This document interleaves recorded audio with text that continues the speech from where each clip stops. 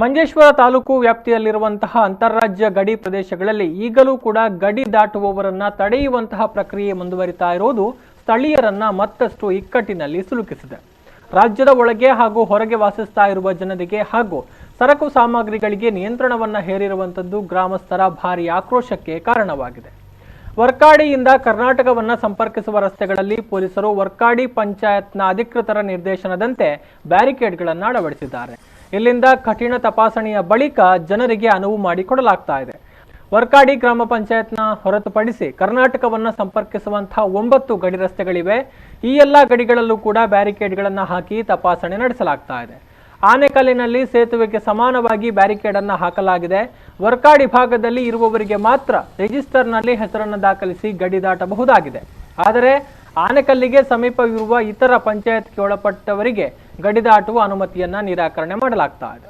ಜಿಲ್ಲಾಧಿಕಾರಿಯವರ ನಿರ್ದೇಶನದ ಪ್ರಕಾರ ವರ್ಕಾಡಿ ಗ್ರಾಮ ಪಂಚಾಯತ್ನ ಬೋರ್ಡ್ ಸಭೆಯಲ್ಲಿ ಸರ್ವಾನುಮತದಿಂದ ಈ ನಿರ್ಣಯವನ್ನ ಪಾಸ್ ಮಾಡಿ ಪ್ರಾಬಲ್ಯಕ್ಕೆ ತಂದಿರುವುದಾಗಿ ಪಂಚಾಯತ್ನ ಕಾರ್ಯದರ್ಶಿ ಪ್ರತಿಕ್ರಿಯಿಸಿದ್ದಾರೆ.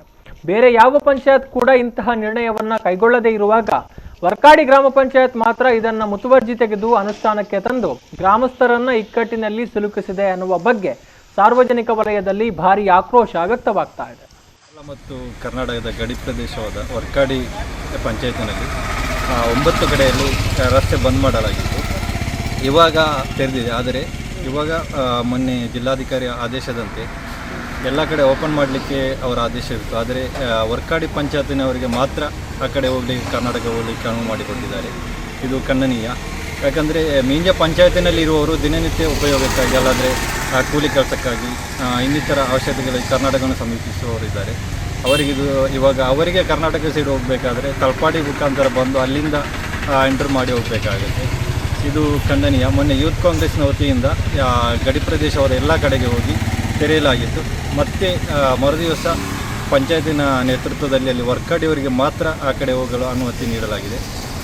ಇದು ಯೂತ್ ಕಾಂಗ್ರೆಸ್ ವತಿಯಿಂದ ನಾವು ಖಂಡಿಸ್ತಾ ಇದ್ದೇವೆ.